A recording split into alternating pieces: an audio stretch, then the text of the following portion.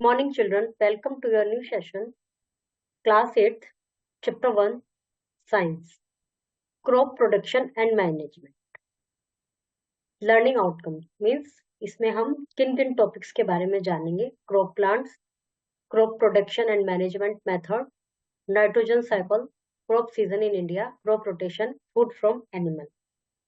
Agriculture is the science which mainly deals with the diverse process or method of using for the cultivating different varieties of plant and livestock, farming or animal husbandry on the basis of human requirement. Agriculture एक वह science है जिसमें इन सब चीजों के बारे में जाना जाता है.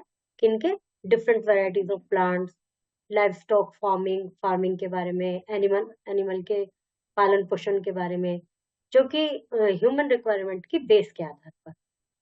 दूसरे शब्दों में हम कह सकते हैं कि एग्रीकल्चर वह विज्ञान है जिसमें हम पौधों के, जानवरों के पालन और ह्यूमन रिक्वायरमेंट के अकॉर्डिंग फार्मिंग, खेती, किसानी, इन सब चीजों के बारे में जानते हैं.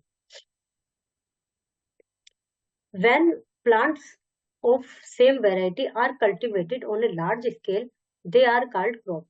जब हम कोई प्लांट एक लार्ज वेराइटी में, जैसे घर में पौधे लगा लिए हमने, छोटे मोटे फूल लगा लिए, वो अलग मैटर है. जब एक लार्ज स्केल पर बहुत सारे प्लांट को लगाया जाता है, उनकी केयर की जाती है, उनको उगाया जाता है, फिर काटा जाता है, ये सब किया जाता है, मतलब उनका पूरा प्रोसेस किया जाता है, तो वो क्रॉप कहलाता है. फसल हिंदी में. क्रॉप प्लांट वे प्लांट जिनको की फसल, क्रॉप प्लांट. हिंदी शाब्दिक अर्थ है क्रॉप का फसल. द एग्रीकल्चर रिवोल्यूशन और green revolution in India began in 1960 as a result production of food grains has increased several fold. Agriculture revolution मतलब हरित क्रांति, ग्रीन रिवोल्यूशन इंडिया में 1960 में शुरू हुआ, जिसका परिणाम ये हुआ कि बहुत ज्यादा प्रोडक्शन हुआ फूड ग्रेन्स का, और एक अलग अलग स्टेप पर, अलग अलग लेवल पर.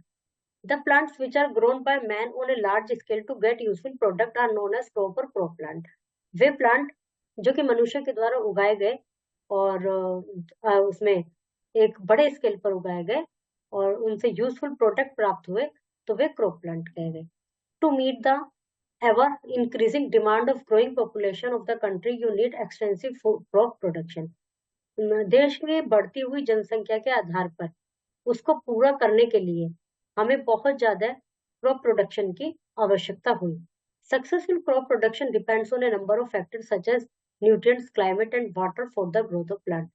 एक सक्सेसफुल क्रॉप प्रोडक्शन डिपेंड करता है न्यूट्रिएंट्स पर, क्लाइमेट पर और वाटर पर, जो कि पौधों को अच्छी ग्रोथ के लिए जरूरी.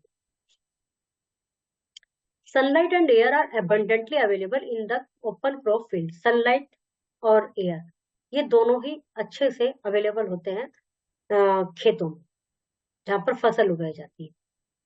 For other requirement however the farmer has to make special effort. उसके अलावा जो अदर रिक्वायरमेंट है, क्या क्या अदर रिक्वायरमेंट है?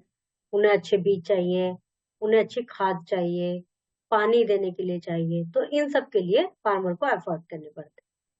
हॉर्टिकल्चर, यहाँ पर हमने एग्रीकल्चर में इन सब चीजों को किया है, लेकिन horticulture is the science of growing and management of fruits and flowering. अब इनके अलग अलग शाखाएं हैं. जैसे हॉर्टिकल्चर आ गया फ्रूट और फ्लावरिंग प्लांट के लिए, तो इस तरह से एग्रीकल्चर में तो एक जनरली सब कुछ इनको इंक्लूड कर दिया गया है. हॉर्टिकल्चर फ्लावरिंग प्लांट और फूल वाले प्लांट को ग्रोइंग करने का और मैनेज करने का साइंस है. Doctor MS Swaminathan is known as the father of green revolution in India. Green revolution in India में ग्रीन रिवोल्यूशन के जो वो थे फादर, वो MS स्वामीनाथन कहे गए हैं. Now many different kind of fruits are grown in India. Among them some type of food crop, some are food crop, cash crop, fruit, spice and vegetable. India में बहुत सारी फसल उगाई जाती है. कुछ है फूड क्रॉप्स जो कि खाने में काम आती है, cash crops, fruits, spices and vegetable. Fruits वाली जिनसे कि फल प्राप्त होते हैं, स्पाइसेस मसाले और वेजिटेबल सब्जी. Some common crops grown and consumed in India are given below. ये कुछ क्रॉप्स हैं जो कि इंडिया में उगाई जाती है. सीरियल्स सीरियल्स में आते हैं wheat, paddy, maize, barley, ragi. Pulses में आते हैं ग्राम, पीस, बीन्स। और ऑयल सीड में mustard, groundnut, sunflower. Root crop में स्वीट पोटैटो, शकरकंद। टबर क्रॉप्स में पोटैटो, टैपिको, टैपियोका। और शुगर क्रॉप्स में sugar cane, beetroot. Plantation crop में tea, coffee, rubber, coconut. Fibre crop में cotton, jute.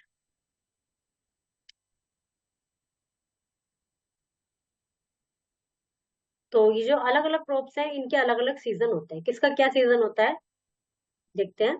There are three main season. Kharif, there are three main crop, तीन main crops हैं जो कि कुछ मंथ के अंतराल पर उसका अलग अलग समय सबका होता है। सबसे पहले kharif crop. The crop which grow in rainy season are called kharif crop. जो कि बारिश के मौसम में उगाई जाती है वह खरीफ क्रॉप कहलाती है। The crop of snow during the crops are sown. Sown माने बीज बोना। During the beginning of rainy season, June and July. जून और जुलाई में इनके बीज बोए जाते हैं। They are harvested during the month of October and नवंबर।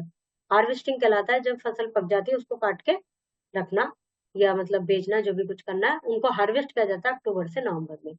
इनके एग्जाम्पल है paddy, jowar, bajra, groundnut, jute, cotton, soybean. A lot of water is required for the growth of paddy and therefore it cannot be grown during summer. इसमें बहुत ज्यादा पानी की जरूरत होती है पैडी क्रॉप में, इसलिए गर्मी में नहीं उगाई जा सकती। रेनी सीजन इनके लिए सुटेबल होता है। तो ये जो रेनी सीजन में उगाई जाती हैं जो फसल क्रॉप्स, वो खरीफ की क्रॉप्स कहलाई जाती है, जिनका समय है जून जुलाई से। जून जुलाई में बीज बोए जाते हैं और अक्टूबर नवंबर में उनको हार्वेस्ट किया जाता है। इसके बाद आते हैं rabi. The crops which grow in winter season are known as rabi crop. They are sown during the beginning of winter season, I, October and नवंबर। उसके बाद आती है रबी की फसल, जो कि अक्टूबर नवंबर में वो वाली कट गई है, फिर ये वाली बीज बोए जाते हैं और उनको हार्वेस्ट किया जाता है मार्च और अप्रैल में। तो रबी की क्रॉप में आती है रबी, रबी नहीं है ये, रबी है wheat, gram, barley, potato, pea, mustard, linseed. उसके बाद आ गया zaid crop. The crop which grow in summer season. अब जब ये मार्च अप्रैल में इनको हार्वेस्ट कर लिया गया है, तो मार्च में अप्रैल में इस समय जो मौसम चल रहा है अप्रैल का, इस समय गर्मी आनी स्टार्ट हो गई है, बल्कि आई गई है। तो जो समर सीजन वाली क्रॉप्स होती है वो इस महीने में बोई जाती है। ये होता है जैद क्रॉप्स कहलाती है। ये मार्च अप्रैल में बोई जाती है और इनको जुलाई अगस्त में कट कर लिया जाता है। इनके एग्जाम्पल है जैद क्रॉप, मूंग, मस्क, वाटरमेलन, कुकुम्बर, गोड, बिटर गोड, बिटर गोड और ये सब उसमें आती है। Crop production and management method. क्या मेथड है कि भी इनका अच्छा से प्रोडक्शन हो, उनका अच्छे से मैनेज हो, खराब भी ना हो, तो उसका क्या क्या तरीके हैं। About 70% of Indian population practices agriculture, hence the production and management of crop is important aspect to ensure optimal productivity in the field. India की लगभग 70% जो पॉपुलेशन है वो एग्रीकल्चर पर डिपेंड है, तो इसलिए इनका प्रोडक्शन और मैनेजमेंट अच्छे तरह से बहुत ज्यादा आवश्यक है। The major agriculture practice involve in crop. जो मेजर जरूरी प्रैक्टिस है एग्रीकल्चर के लिए क्या क्या है।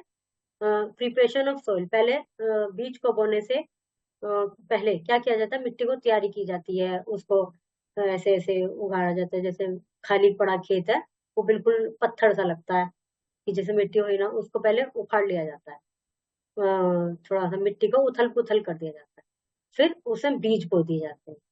फिर बीज के साथ साथ उसमें थोड़ा सा कुछ समय बाद खाद वगैरह डाली जाती है, इरिगेशन, सिंचाई।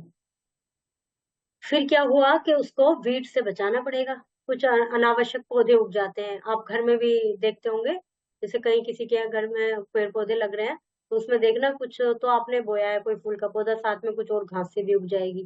तो ये जो वीड्स होते हैं ये कई बार नुकसानदायक भी हो सकते हैं, और स्पेशली जो प्रॉपर उस पर तैयार की जा रही है। हमारे तो घरों में जो आमतौर पे घरों में होता है वो गमलों में होता है, उसमें इतना मैटर नहीं करता। लेकिन जो बड़ी बड़ी फसल तैयार की जा रही है, तो उसमें यदि वीट ज्यादा इकट्ठे हो जाते हैं, तो कई बार ऐसा भी होता है कि क्रॉप को न्यूट्रिएंट्स क्रॉप को अच्छे से मिलने के बजाय ये वीड्स ही सब कुछ लेते रहते हैं क्रॉप्स को, जिससे प्रॉपर न्यूट्रिएंट्स नहीं मिल पाते। तो प्रोटेक्शन फ्रॉम वीड हो गया, फिर हार्वेस्टिंग हो गया, उसका काटना वाटना, फिर उसका स्टोरेज हो गया। स्टोरेज करना पड़ेगा, जैसे आज फसल काटी है तो उसका जब सीजन होगा, जब मार्केट में उसकी डिमांड होगी, जब इसको बेचा जाएगा, तो स्टोरेज भी प्रॉपर होना चाहिए, अदरवाइज तो वो नष्ट हो जाएगी, खराब हो जाएगी। तो सबसे पहले बात करते हैं प्रिपरेशन ऑफ सोइल की। The soil is लूजन and tilted before the seed. Seed को बोने से पहले मिट्टी को लूज किया जाता है। वही जैसे मैंने आपको बताया, इस तरह से कर लिया जाता है, उथल पुथल सी मिट्टी को कर लिया जाता है। फिर उसके बाद उसके लिए प्लो यूज किए जाते हैं, ये बीच में जो चल रहा है इनके। और कई बार ट्रैक्टर में लगा के ये सब, इससे मिट्टी उखड़ती रहती है। और बहुत पहले ये काम खुद हाथ से भी किया जाता था। यदि हम घर में कोई गमले में लगा रहे हैं तो हाथ से किया जाएगा। तो वही काम इतने बड़े खेत में हाथ से करना पॉसिबल नहीं होता, तो इसलिए हल के द्वारा या इन चीजों के द्वारा किया जाता है। ये इसमें दोनों, ये जो इसके कंधे पे वो रखा है ना बैल के, इस रस्सी से एक अलग ही तरह का वो बंधा हुआ है, उसका मुझे नाम याद नहीं आ रहा। वो ऐसे मिट्टी को खींचता जाता है। तो फिर ये हो गया। उसके बाद they are broken with the help of hoe बोलते हैं उसको, हिंदी में क्या बोलते हैं वो अभी माइंड में नहीं आ रहा। The process eats the soil so that the roots breathe easily. इससे जो रूट है, जड़ है, वो आसानी से सांस ले सके। मिट्टी को ऐसे खंगाल दिया जाता है। The nutrients and the mineral get properly mixed with the soil. Nutrients और मिनरल सॉइल में मिल जाए and come at the top. Thus the fertility of soil increase and it is fit for plantation। इस प्रकार उसकी fertility बढ़ जाती है और ये फिट हो जाती है उसके लिए, प्लांटेशन के लिए। The preparation of the soil is the first step involve in the process of growing crop. It is an essential stage for cultivating any crop plant. It usually involve two step. इसमें दो step होते हैं, ploughing और levelling. The process of loosening and turning up to the soil is called ploughing और tilling. जो उसको, मैं जो बार बार वर्ड इस्तेमाल कर रही हूँ उसको उथल पुथल कर दिया जाता है, उसका मतलब तो ये है, वो तो आ जाता है फ्लोइंग और टिलिंग के उसमें। उसको मिट्टी को ऐसे उखाड़ दिया, जमीन में से ऐसे खोद दिया। It is carried out by a wooden और iron plough which is pulled either by bullocks और ट्रैक्टर। ट्रैक्टर के द्वारा भी किया जाता है, ब्लक के द्वारा भी किया जाता है। Iron plough are more popular these days. Iron plough more popular है। ये दोनों तरीके इसके दे रखे हैं। फिर है ploughing makes the soil airy and allow the roots to breathe well so that plant roots penetrate easily in the soil. ये फ्लोइंग का जो मतलब होता है, सोइल को हवादार बनाने के लिए होता है, मिट्टी को, ताकि मिट्टी जो जड़ है पौधे की वो आसानी से सांस ले सके और उसमें अंदर आसानी से जा सके। It is easier to mix manures and fertiliser. और इससे फर्टिलाइजर भी इसे मिक्स करना आसान रहता है in the loosen soil, loosen soil में। Ploughing enhance the water retaining capacity. इससे वाटर रिटेनिंग कैपेसिटी बढ़ती है मिट्टी की और माइक्रो ऑर्गेनिज्म को डेवलप करने का मौका मिलता है। फिर आता है levelling. After ploughing levelling of land is done with the help of levellers. Ploughing के बाद इसकी लेवलिंग की जाती है, इसको ऐसे ऐसे एक साथ किया जाता है, बिल्कुल प्यार से, आराम से। While ploughing a field in dry season big piece of soil called crumbs. जब उसको फ्लो करते हैं मिट्टी को, तो बड़े बड़े पत्थर से भी निकलते हैं जो को क्रम्स कहा जाता है। खुद तो मिट्टी का ही है, जैसे किसी भी खेत पर ऐसे करके हमने ऐसे फावड़ा मारा तो इतना बड़ा वो आ गया, तो ये क्रम्स कहलाते हैं। It is necessary to break these crumbs with the help of wooden और आयरन लेवलर। इनको जरूरी होता है तोड़ना। The field is level for sowing as well as for irrigation. इससे क्या होता है, फील्ड का जो लेवल है, लेवल करने से फायदा होता है, वो इरिगेशन में हेल्प करता है। Sometime manure is added to the soil before ploughing which help in proper mixing of manure with the soil. कभी कभी मैन्योर को खाद पहले भी डाल दिया जाता है, फ्लोइंग से पहले भी, जिससे जब उसको ऐसे उखाड़ेंगे फिर सबको एक साथ करके वो कर देंगे तो उसमें मिक्स हो जाती है आसानी से। Levelling help the soil to retain moisture.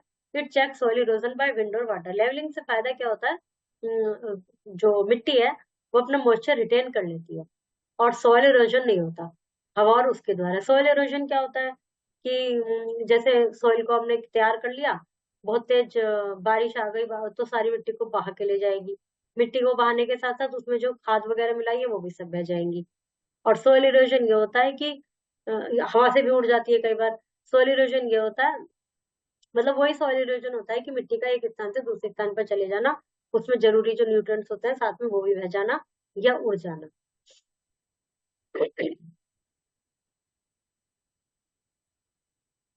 कभी आपने नोटिस किया होगा कि कहीं किसी के खाली जगह पड़ी है घर में, या किसी का कोई खाली प्लॉट वगैरह पड़ा है, तो उसमें कई बार अपने आप ही कुछ पौधे उग जाते हैं जबकि वो आपने बोए भी नहीं है। तो वो किसी ना किसी तरह से विंड के द्वारा, वाटर के द्वारा बह के यहाँ आ गए उनके बीच और वो यहाँ हो गए। तो वो एक विंड और उस वाटर से भी होता है। डिस्पर्जल और सीड आता होता है, वो शायद इसमें आगे आएगा। सोइंग ऑफ सीड, अब है बीज का बोना। After the soil is prepared, seeds are scattered in the field. जब सोइल तैयार हो जाती है तो बीज उसमें फैला दिए जाते हैं। The process of putting seed into soil is called sowing. मिट्टी में बीज का डालना सोइंग कहलाता है। Before sowing good quality seeds are selected as they are clean and healthy. बोने से पहले अच्छे गुड क्वालिटी के जो बीज हैं वो सेलेक्ट किए जाते हैं, जो कि क्लीन हो, हेल्दी हो। Seed should be sown at proper distance, उनको प्रॉपर डिस्टेंस पर बोना चाहिए। while sowing proper care is taken, ensure that seed should penetrate to a particular depth in the soil। बोने से पहले उनकी प्रॉपर केयर होनी चाहिए ताकि वो गहराई में जितना उनको जाना है पर्टिकुलर डेप्थ तक जा सके। If planted on the surface they will be eaten by birds. तो यदि हमने बीज ऊपर ही ऊपर छोड़ दिए हैं, उनको अच्छे से गहराई तक नहीं पहुंचाया, तो कोई बर्ड वगैरह आके उनको उठाकर ले जाएगी, उनको खा लेगी, या फिर ऐसे चूड़ उनको तोड़ के उनका बेकार कर देगी, फिर वो होंगे नहीं उनकी जगह, कुछ उगेगा नहीं। इसमें क्या करना है, to separate good quality and healthy seed from a damage ones. अच्छे सीड कैसे छांटे जाए। Half fill beaker with water, water में पानी, वाटर भर लिया बीकर में। Put a handful of wheat seed and stir, कुछ बीज डाल दिए गेहूं के और इसको हिला दिया, कुछ समय तक वेट किया। तो क्या हुआ, your observation, observe that few seeds will float on the water while other will settle down। कुछ बीज तो ऊपर तैरेंगे, अदर सेटल डाउन हो जाएंगे। इसका मतलब क्या है, क्योंकि जो डैमेज सीड है वो लाइटर हो गए, वो ऊपर आ गए, और इसलिए ये इससे अलग अलग कर दो उन बीज को। जो अच्छे अच्छे बीज नीचे रह गए उनको आप बो सकते हैं।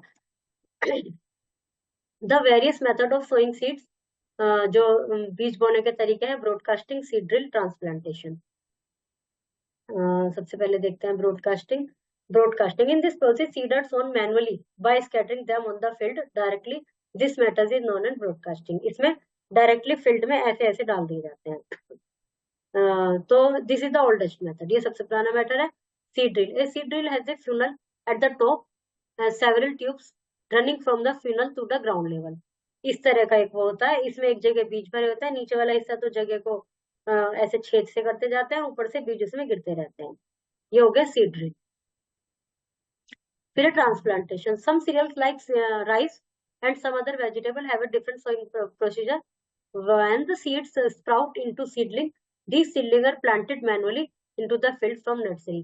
कुछ जो सीरियल्स होते हैं जैसे चावल और कुछ अन्य वेजिटेबल, इनका क्या होता है कि इन सीड से पहले स्प्राउट बनाए जाते हैं अलग किसी उसमें खेत में या जहां में भी इनका प्रोसीजर होता है, उसके बाद उनको मैनुअली वहां बोया जाता है। तो जो वो स्प्राउट बनाए जाते हैं तो उसमें से सीडलिंग्स निकल जाते हैं। The seedling are then transfer, फिर वो सीडलिंग जो है फील्ड में ट्रांसफर किए जाते हैं। The process is known as transplantation। ये transplantation कहलाता है।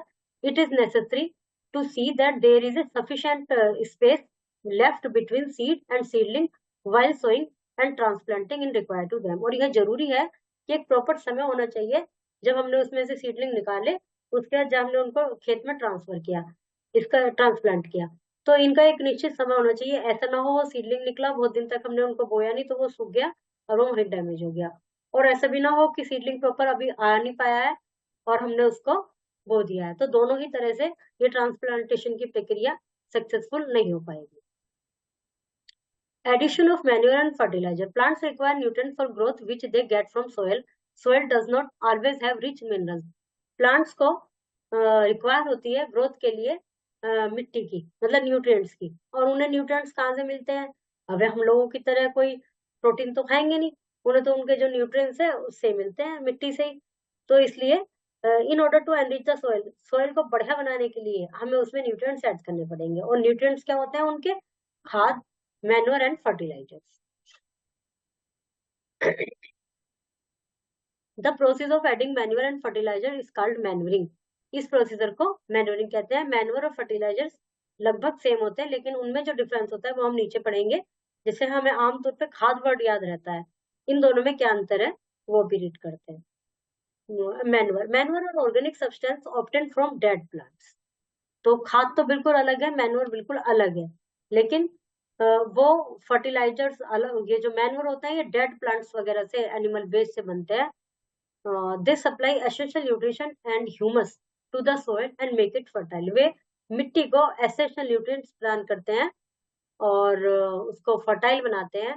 Farm yard manure is obtain from cattle dung, जानवरों के गोबर से, उनके यूरिन से, स्ट्रॉ से, घास वास के तुन के, leaves and other farmyard waste, उनसे बनाए जाते हैं manure. Compost is manure obtained from decomposition of dead plant, animal waste, savage waste, etc. जो कंपोस्ट मैन्योर बनाई जाती है वो उनको डिकम्पोज किया जाता है। डिकम्पोज मतलब किसी गड्ढे में भर दिया, उसको ऊपर से पैक कर दिया, और इसमें आगे प्रोसीजर होगा, पर जो जनरली है वो मैं बता रही हूँ। तो डिकम्पोजिशन कहलाता है वो। उसके बाद फिर वो खाद बन जाता है, फिर उसको यूज कर लेते हैं। Green manure is form by decomposition of fast growing leguminous plant like guar and sunhemp, ये कुछ प्लांट्स हैं, इनसे ग्रीन मैन्योर बनाया जाता है। इनको such plant are grown and plough back into the soil, इनको उगाया जाता है और वापस से जमीन में ही फ्लो कर दिया जाता है। फर्टिलाइजर्स आर मैन मेड, ये तो हो गए सब ऑर्गेनिक उन चीजों से बने हुए, ऑर्गेनिक सब्सटेंस से बने हुए हैं। क्योंकि इसमें देखिए जो डंग है, काउ डंग है, कैटल डंग है, यूरिन है, स्ट्रॉ है, ये सब ऑर्गेनिक है। और क्या था इसमें, एनिमल वेस्ट है, सेवेज वेस्ट है, डेड प्लांट्स है। और ये जो फर्टिलाइजर्स होते हैं ये केमिकल्स वगैरह से मैन मेड है, मतलब ये इनऑर्गेनिक है। Which supply sufficient nutrient to the soil, the most commonly used fertiliser are NPK fertilisers which are rich in nitrogen, phosphorus and potassium salt.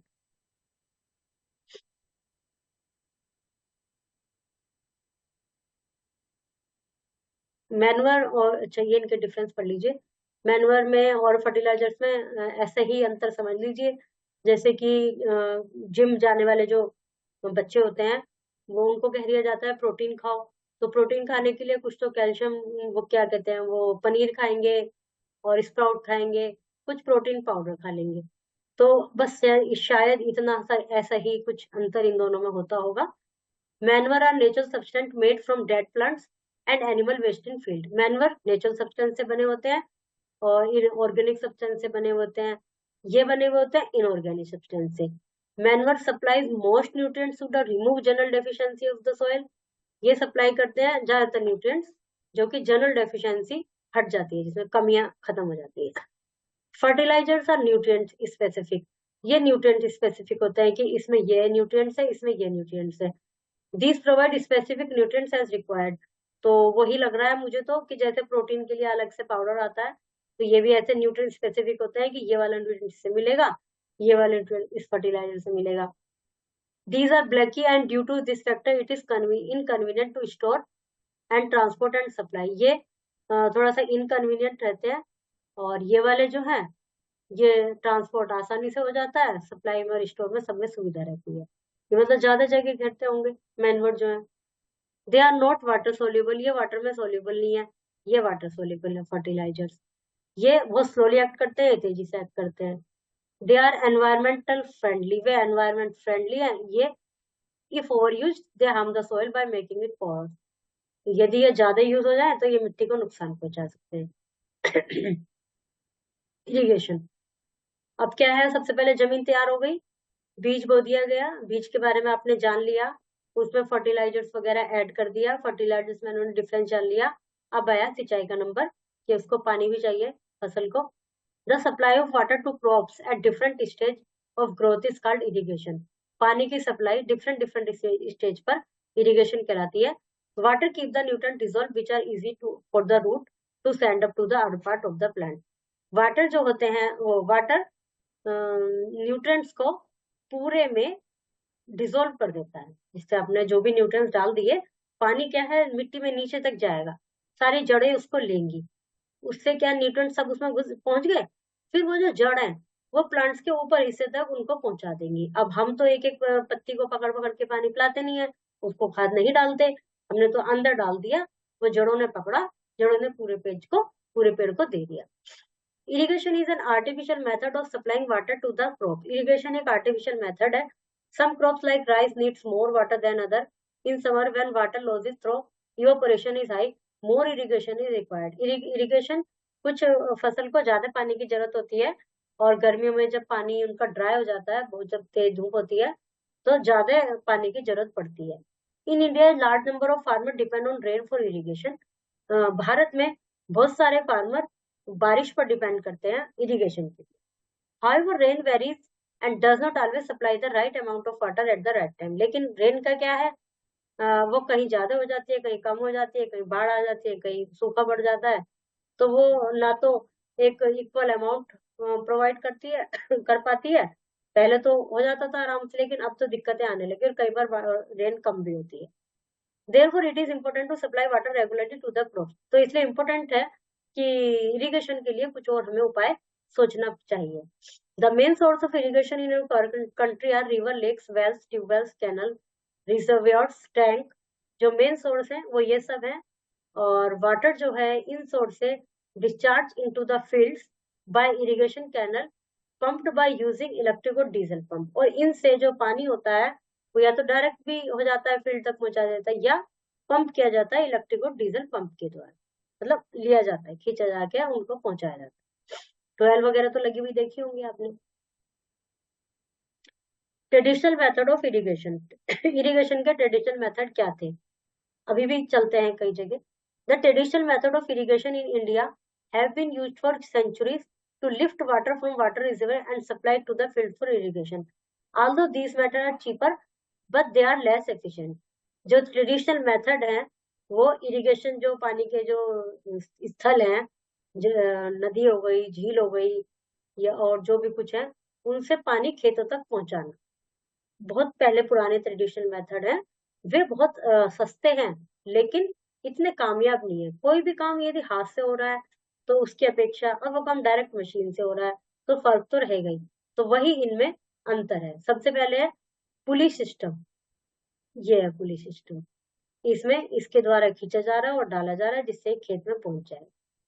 फिर है chain system, chain pump.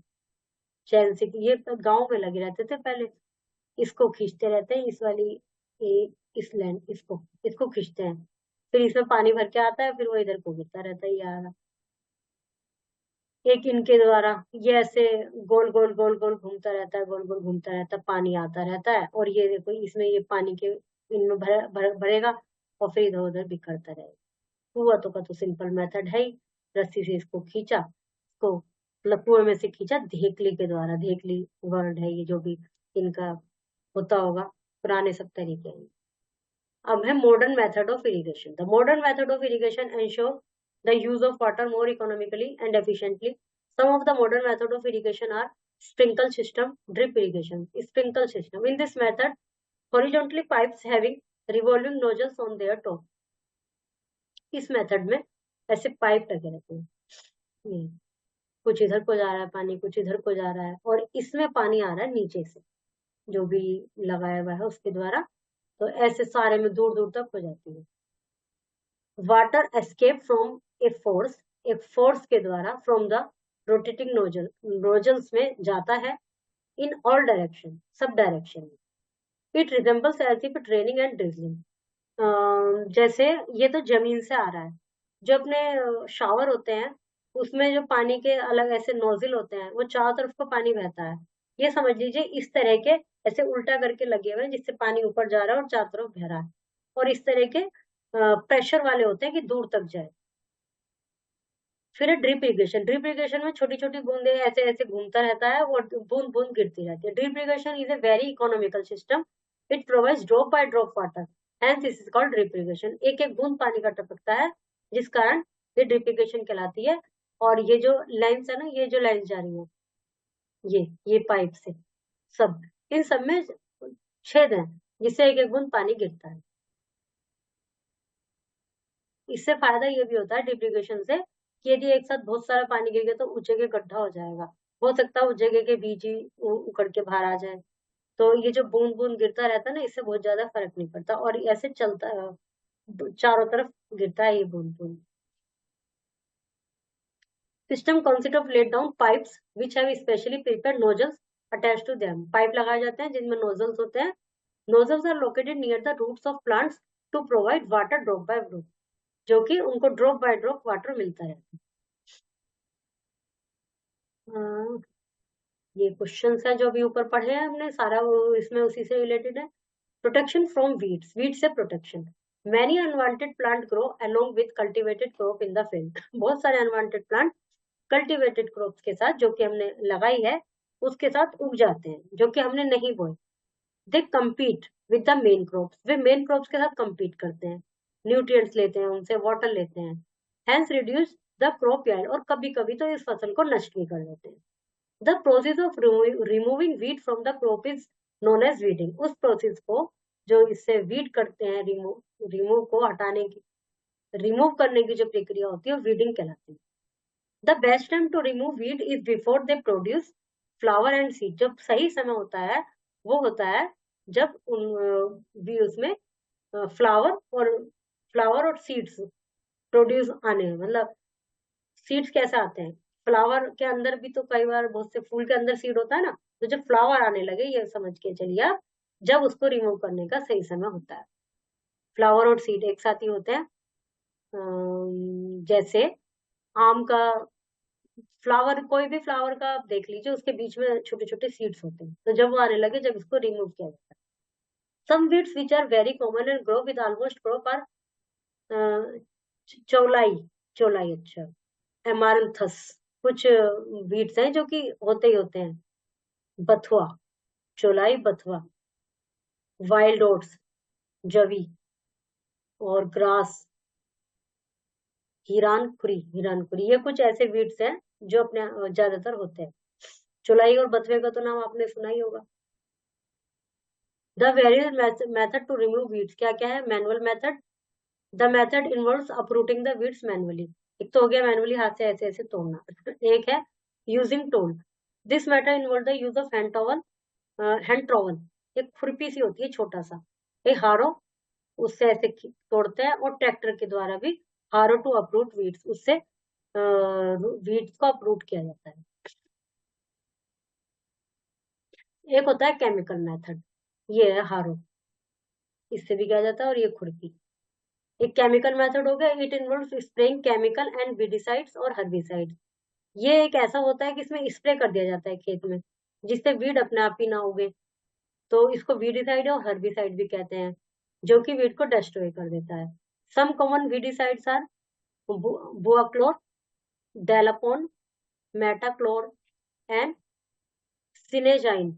They are diluted in water and spread with spray in the field. वे पानी में मिलाकर field में spray कर दिए जाते हैं। कहते हैं ना आजकल उस पे स्प्रे हुआ रहता है सब्जियों पर, तो कुछ ऐसा ही स्प्रे होता होगा वो, और उसको धोना जरूर चाहिए।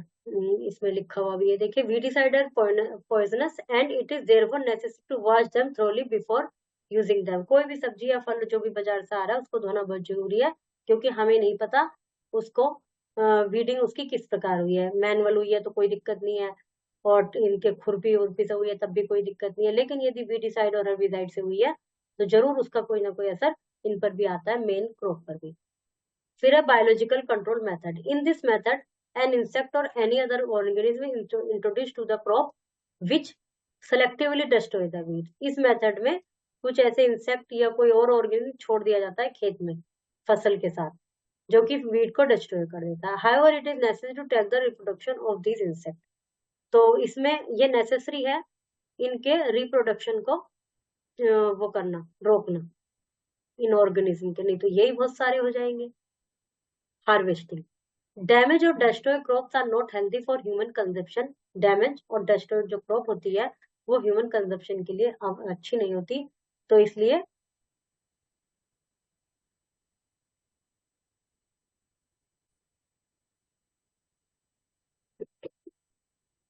तो the organism that destroy crops are known as pest. जो ऑर्गेनिज्म होते हैं जो फसल को खराब कर देते हैं, वो पेस्ट कहलाते हैं। The crop are also destroyed by bacteria, fungi and virus.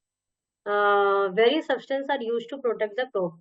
यदि बहुत सारे उसमें रखे हुए होते हैं, कोई भी फसल रखी होती है खेत में या घर में भी, कुछ हमने इकट्ठा करके रख दिया, तो वो कई बार खराब हो जाती है, तो पेस्ट उसमें लग जाते हैं, कीड़े मकोड़े, एक वो होती है सुरसुरी, घुन लग जाता है, इस तरह के काम हो जाते हैं।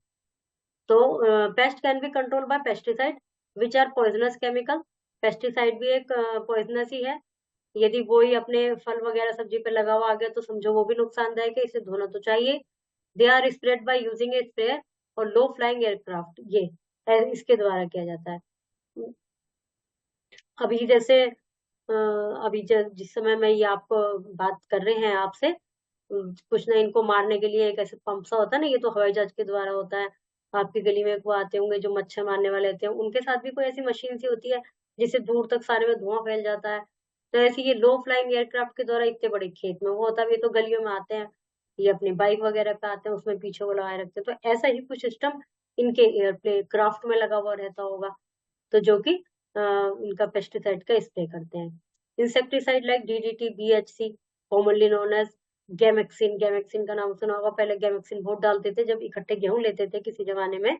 अब तो क्या है कि पिसा पिसाया आता है, कट्टे वगैरह लेते हैं, लेकिन पहले ऐसा नहीं होता था।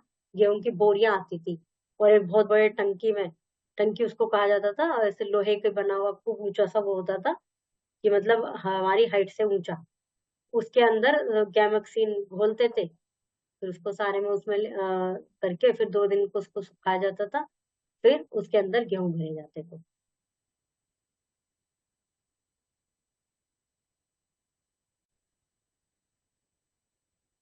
हाँ, तो मैं आपको बता रही थी कि ये कैमेक्सिन वगैरह के ये पेस्टिसाइड्स होते हैं, उसके लिए यूज किए जाते हैं। मेलाथियन, डिसइंटोन, ये सब इंसेक्ट को डिस्ट्रॉय करने के लिए यूज किए जाते हैं। Fungicide like sulphur, lime sulphur etcetera use to destroy fungi, कुछ ये फंगिसाइड्स होते हैं। रोडेंटिसाइड जिसमें जिससे चूहे वगैरह को भगाने के लिए यूज किए जाते हैं। और उसके अलावा birds can be scared by putting scarecrows in the field, ये चीज, इनसे बर्ड्स वगैरह वो हो जाती हैं। फिर disease are transmitted through seeds, air, soil and through insect. Rust and smut are fungal disease of wheat, ये डिजीज होती है फसल की, क्रॉप्स की। Blight of potato is also a fungal disease. Wilt is a disease caused by bacteria. फिर harvesting, और once the crop mature, जब crop mature हो जाती है, it is harvested. I cut and gather, the process of cutting and gathering crop from the fields on maturity is called harvesting. फसल को काटने का, मैच्योर्ड होने पर कटिंग का, इकट्ठे करने का जो प्रोसीजर होता है वो हार्वेस्टिंग कहलाता है। It is done with the help of hand stick और by using a machine called harvester. या तो हैंड सिकल्स के द्वारा किया जाता है या हार्वेस्टर के द्वारा किया जाता है। Nowadays harvesting machine have made harvesting easy, machine के द्वारा हार्वेस्टिंग बहुत इजी हो गई है। But small but but small farmer can not afford them, small farmer उनको अफोर्ड नहीं कर सकते। The bundle of plant are threshed against some logs of wood to separate the grains from the main plant. जो plant का जो bundle होता है, जो भी ऐसे ऐसे फसल निकली है, उसको थ्रेश्ड किया जाता है, लकड़ी के उसके आगे रख के, और मशीन चला दी जाती है, तो जिससे ग्रेन अलग हो जाते हैं मेन प्लांट से। This is now done by automatic thresher. Harvesting and threshing can be done simultaneously with the use of combine. एक ये कंबाइन एक मशीन है ये, इसके द्वारा दोनों काम एक साथ हो जाते हैं। After threshing the grain has to be separated, जब थ्रेश कर लिया उसमें ग्रेन से आ जाते हैं। जैसे चावल के ऊपर कई बार कवर सा होता है, किसी किसी चावल में जो थोड़ा हल्के वाले चावल होते हैं, सस्ते वाले चावलों से बहुत ज्यादा होता है, तो हम उसको ऐसे ऐसे करके कहते हैं ना, पहले पुराने जमाने में फटकना कहते थे, और एक छाछ होता था पहले जमाने में, उसमें ऐसे ऐसे फटकते थे। तो the process of separating the grain from the husk, husk से शाफ से, इज कॉल्ड विनोइंग, उसको विनोइंग कहते हैं। It is done manually by allowing the mixture of grain and chaff chaff to fall against wind. हवा के आगे ऐसे पंखे के उसमें भी कर लेते हैं, पर ऐसे करके देखिए, जो हल्का होगा वो तो उड़ के पीछे चला जाएगा, और जो भारी होगा वो यहीं गिरता रहेगा। The wind takes the light shove away from the heavy grains. The heavy grains fall on the ground and hence are separated. So heavy वाला यहीं गिरेगा और वो पीछे चला जाएगा. However, some crops like cotton and are either plucked manually or special implements called cotton stripots are used to harvest them. कुछ फसल ऐसी होती है जिनको मैनुअली हार्वेस्ट किया जाता है या कॉटन स्ट्रिपर से अलग किया जाता है, स्पेशली कॉटन क्रॉप्स। फिर ये सब हो गया, अब फसल कट गई, अब उसको स्टोर करना है properly. Harvest crop can has been threshed and dried in the sun, उसको सन में सुखाया जाता है। Threshing is done to bring down the moisture content below 40% by way to prevent the attack by pest, उसमें से moisture को हटाया जाता है ताकि पेस्ट का अटैक ना हो। आफ्टर ड्राइंग, सूखने के बाद, the grains are packed in jute bag, jute bag में पैक कर लिया जाता है। एंड स्टोर्ड इन सिलोज, गोदाम और ग्रेनरीज, ग्रेनरीज उनके स्टोर्स होते हैं ये। In practice, however, an extra stock called buffer stock is always maintained so that grains are available in plenty even if there is a shortfall in production. और उसके अलावा जो जितना नीड का है मार्केट में बेचने के बाद कुछ एक्स्ट्रा भी स्टोर किया जाता है कि किसी साल अच्छी फसल ना हो तो इसको यूज किया जा सके, शॉर्टफॉल हो प्रोडक्शन में। ये सब ये ग्रेनरी में स्टोर्ड है, ये सब कट्टे रखे हैं इस तरह से। इसको ये जो पन्नी सी है इसके ऊपर ढक देंगे, पैक वगैरह कर देंगे। फिर एक ये है सिलोज फॉर स्टोरिंग ग्रेन्स, ये सिलोज होते हैं। In homes food grains are stored in metal bins, जिसको मैं बोल रही थी ना टंकी इतने ऊंचे ऊंचे होते हैं, मेटल बिन्स होते हैं वो। ड्राइड नीम लीव्स, कई बार उसमें नीम की पत्ती डाली जाती थी और नीम की पत्ती भी डालते थे, और मुझे ऐसा याद है कि कई बार वो गैमोक्सिन का लेप भी उसके अंदर करते थे, खाने में लगा देते थे, फिर उसको सूखने देते थे। और इसलिए ही जब उसमें से गेहूं निकालते थे तो उसकी धुलाई होती थी पहले बहुत अच्छे से, फिर धूप में सुखाया जाता था। पहले इतने बंदर वगैरह भी नहीं होते थे, अब तो कुछ रहता ही नहीं है, कुछ खा ही नहीं सकते। तो उसके बाद उसको पिसवाया जाता था, और पिसवाने जाने में भी लोगों के दिमाग में ये शक रहता था कि कहीं हमारा अच्छे वाला गेहूं पीस के अपने बेचने में न रख ले और हमें गंदा सड़ा हुआ गेहूं न दे दे। उसमें भी वही खड़े रहते थे कि हमारे सामने ही पीस के दो। तो dried limes added to the bin to prevent pest infestation infestation. फिर ये हो गया। A new method if grain store involves the use of nitrogen gas, एक नया मेथड है ग्रेन को स्टोर करने का जिसमें नाइट्रोजन गैस सर्कुलेट की जाती है ग्रेन पाइल में, इन सिलोज में ये जो है नाइट्रोजन गैस सर्कुलेट की जाती है। उससे क्या होता है, this kill all pest and microorganism, इससे पेस्ट वगैरह मर जाते हैं। अब है crop rotation. Each crop uses more of some nutrients and less of other, प्रत्येक फसल में कुछ ना कुछ न्यूट्रिएंट ज्यादा होता है, कुछ कम होते हैं। Growing of different crops on the rotational basis in the same field known as crop rotation, एक ही जगह पर नंबर से अलग अलग फसल को बोना क्रॉप रोटेशन कहलाता है। A single crop consume all the nutrients present in the soil, एक फसल मिट्टी के सारे जो न्यूट्रिएंट्स उसको कंज्यूम कर लेती है। तो जो सोइल है उसको फर्टाइल बनाने के लिए natural ways in such crops are grown in rotation which helps to returning of the nutrients to the soil. जैसे हमने किसान ने गेहूं की फसल इसमें बोई, उसके बाद उसका समय हो गया, वो हार्वेस्ट पक गई, पूरी मैच्योर्ड हो गई, उसको हार्वेस्ट कर लिया, वो सब हो गई। जो खाली जो खेत पड़ा है इसमें बीच में कोई ऐसी फसल बो दी जाती है क्योंकि उसने सारे न्यूट्रिएंट्स ले लिए, जिससे कि इसके न्यूट्रिएंट्स दोबारा इसमें बन जाए। द लेgumes like moong, beans, peas, etc. They have nodules attached to their roots, which help in nitrogen fixation in the soil. ये जो पल्सेस है, ये जो इसमें फसल के नाम लिखे हुए हैं, इनमें नोड्यूल्स होते हैं जो कि उनकी जड़ से जुड़े होते हैं, जो नाइट्रोजन फिक्सेशन को में हेल्प करती हैं। Crop rotation also save the soil from weeds, disease and manuring, और क्रॉप रोटेशन के द्वारा उसमें से वीड्स और बीमारियां और मैन्यूरिंग ये भी फायदेमंद होती है, मतलब एक तरह से उसका भी कार्य करती हैं, ये वीड्स को हटाने का, बीमारी से बचाने का और मैन्यूरिंग का भी काम करती हैं। इन क्रॉप्स के जो वो रह जाएंगे, जैसे वीट का मैं गेहूं का एग्जांपल दे रही थी, उसमें कोई दूसरी फसल बीच में उसमें लगा दी, कोई दूसरी जिसका भी समय होता हो, मैंने तो ऐसे ही एग्जाम्पल के लिए बोला है। तो इस फसल के जो मैनुअर्स हैं, इस फसल के जो डिकेइंग पार्ट है वो इसमें रह जाएंगे मिट्टी में, जिससे मैन्यूरिंग भी हो जाएगी। फिर है mixed cropping is another method of adding nutrients to the soil. Two or more crops are grown in the same field. Different crops have different effect on the soil. एक से मतलब एक ही सेम फील्ड में अलग अलग crops लगा दी जाती हैं, सबके अलग अलग इफेक्ट होते हैं मिट्टी पे, making is sustainable for the main crop. Cotton और groundnut crop are also often grown together. तो इससे उनका वो कॉटन और ग्राउंडनट ये एक साथ बोई जाती है ज्यादातर। अब है nitrogen cycle. Nitrogen is used by life forms to carry out many of the function of life. Nitrogen हमारी लाइफ के कई कार्य नाइट्रो उसके लिए फायदेमंद होती है, फंक्शन के लिए, कई फंक्शंस के लिए यूजफुल है। The process of conversion of atmospheric nitrogen by bacteria into such compound that are consumed by the plants is known as nitrogen fixation। जो प्रोसेस होता है जिसमें एटमोस्फेयर में जो नाइट्रोजन है बैक्टीरिया के द्वारा उसको ऐसे कंपाउंड में बदल दिया जाता है जो कि पौधों के लिए फायदेमंद होता है, वो नाइट्रोजन फिक्सेशन कहलाता है। Nitrogen fixing bacteria are found in small balls attached to the roots of legumes like peas, beans, groundnut, moong. इन सब में नाइट्रोजन फिक्सिस वो बैक्टीरिया होते हैं जो कि रूट से जुड़े होते हैं। लिग्मस लाइक ऐसे इन सब चीजों की, peas, bean, groundnut.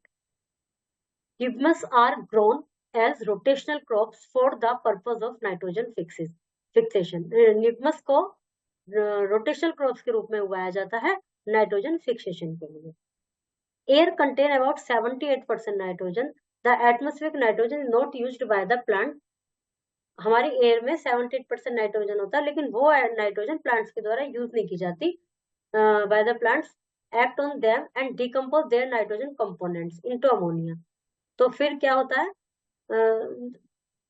Is not use by the plants, act on them and decompose, उनके जो उनका नाइट्रोजन होता है, कंपोनेंट्स होता है, अमोनिया में चेंज करते हैं। This process is called ammonification. Some of these compound are taken up by plants and rest are converted into nitrates by nitrifying bacteria present in the soil।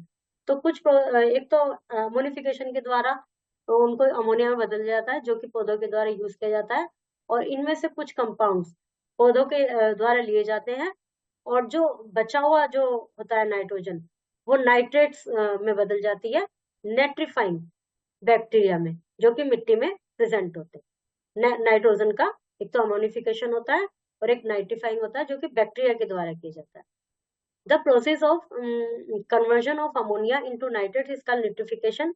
Some of these nitrates are absorbed by plant, the rest of converted into free nitrogen gas by denitrifying bacteria। This is called denitrification। This ammonia may be released into the atmosphere, thus completing the nitrogen circle। और ये वापस जो डेंटिफिकेशन होता है, जो ammonia होता है, वापस नाइट्रोजन में एटमोस्फेयर में मिल जाता है, जो नाइट्रोजन सर्कल कहलाता है। Before it is consumed, it combines with oxygen, carbon and hydrogen, and then it is used as a nutrients like water। Nitrogen is returned to the atmosphere forming a cycle called nitrogen cycle। Consume होने से पहले ये oxygen और carbon dioxide से mix होता है, oxygen, carbon and hydrogen से, and then it is used, फिर ये न्यूट्रिएंट्स की तरह, वाटर की तरह यूज होता है। नाइट्रोजन इज रिटर्न, इस तरह से वापस नाइट्रोजन रिटर्न हो जाती है एटमोस्फेयर में, और ये नाइट्रोजन साइकिल कहलाता है। Plants absorb nitrates from the soil and produce protein in their cell. Plants nitrates absorb करते हैं मिट्टी से, जो कि यहाँ पर किया था। एक तो अमोनिफिकेशन हुआ था, एक नाइट्रिफिकेशन हुआ था। तो प्लांट्स नाइट्रेट्स यूज करते हैं मिट्टी से and produce protein in their cell, अपनी सेल में प्रोटीन प्रोड्यूस करते हैं। When the consumer eats the plant, the nitrogen enters the food chain by the process called nitrogen assimilation. जब कंज्यूमर प्लांट को खाता है तो जो नाइट्रोजन होती है वो फूड चेन में एंटर कर जाती है, और वो प्रोसेस कहलाता है nitrogen assimilation. A part of this protein is broken down in the bodies of animal. इसमें से इसका एक पार्ट एनिमल में ब्रोकन डाउन होने के बाद एक्सट्रैक्टेड, बाहर आ जाता है। Moreover when animal die, जब एनिमल डाई होता है तो माइक्रो ऑर्गेनिज्म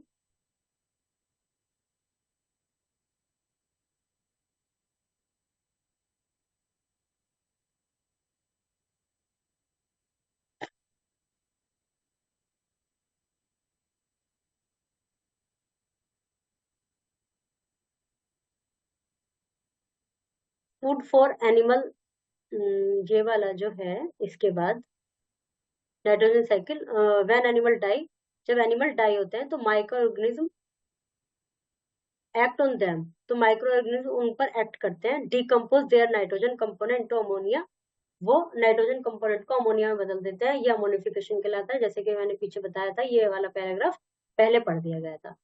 और जिसमें से इसका कुछ जो पार्ट होता है वो नाइट्रेट्स में बदल जाता है नाइट्रीफाइंग बैक्टीरिया के द्वारा, जो मिट्टी में होता है। ये वाला प्रोसेस नाइट्रिफिकेशन कहलाता है। अब ये देखते हैं, food from animal, the branch of agriculture which deals with the management, breeding, food, health and care of livestock और domestic animal is known as animal husbandry. वो ब्रांच एग्रीकल्चर की जिसमें जो कि एनिमल से, एनिमल के livestock से, domestic animal से रिलेटेड होती है, वो एनिमल हस्बेंड्री कहलाती है। The kind of animal that provide you with food are meat and egg yielding animal, कुछ एनिमल होते हैं जो कि मीट और एग देते हैं, जैसे गोट, poultry animals, chicken, duck, and turkey, fish, sheep. The large-scale rearing of fish for food is known as pisciculture. मछलियों को लार्ज स्केल पर पालना, लार्ज स्केल रेयरिंग में फिश फॉर फूड, वो पिसिकल्चर कहलाता है। फिर है मिल्च, मतलब milk yielding animal, such as cow, buffalo, goat and camel. ये milk is also used to prepare a large number of product such as butter, cheese, curd and ghee. बहुत सारे product के लिए a large number of product milk से तैयार होते हैं, जैसे ये butter, cheese, curd. Beside these Honey बीज provide us with Honey, large scale rearing of honey बीज इज कॉल्ड एपीकल्चर। इन सब के अलावा हनी बीज को पालना, लार्ज स्केल जो रियरिंग होती है हनी की, वो एपीकल्चर है। इनको फिश के लिए पिसिकल्चर और हनी बीज वगैरह को इनके लिए एपीकल्चर।